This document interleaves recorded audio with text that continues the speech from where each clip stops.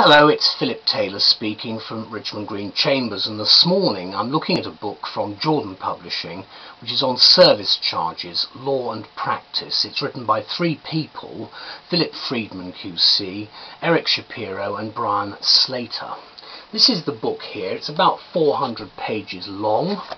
There's a little blurb on the back. There's a short index which is not particularly helpful. Well, it's actually quite good, but there's not a huge amount of information, but you should be able to pick up what you're looking for from the index itself.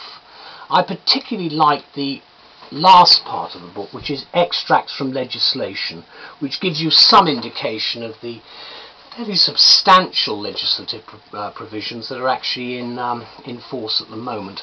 What you have got a paragraph numbering on the sides, and you've also you don't have any footnotes in this particular publication. You've got a lot of statutory provision recorded, and you've got a substantial amount of case law.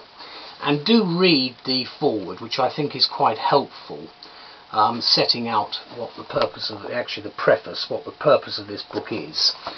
What we said about the book is as follows. We've given it the title Landlord, Tenant, Lawyer, Agent. This book on service charges does much to uncomplicate a very fraught subject, and that's exactly what it is. If you've been involved in this area of law, which I have, it can be very difficult because people don't understand what money is being levied for what, and that really is where the arguments start and litigation begins. Service charges obviously are required of tenants, both of residential and or commercial properties, as payment for services provided by the landlord for the upkeep and maintenance of their flats or offices. Commercial and residential tenants alike are always keen to whittle down the costs of service charges, except that sometimes they may not take into account the long-term impact on the upkeep of the building. Such tenants, particularly leaseholders, worry about reduced resale value if their service charges are too high, and that's understandable. So in situations like this, the potential for conflict between landlord and tenant is all too apparent. Enter the law of the land, which this excellent book sets out to summarise, which accompanying expert commentary, guidance and advice actually puts people in the picture. It's a book I think that people who pay service charges would find very useful to have. It's not difficult to read either. It's a sort of quite easy to read book. The three authors are experts in their own field, so be you a landlord, tenant or lawyer, or perhaps even an agent, here in a handy paperback format is a reliable and authoritative source of guidance on management practice with respect both to service charges and to related tax and accountancy matters, which Mr. Slater actually adds to it.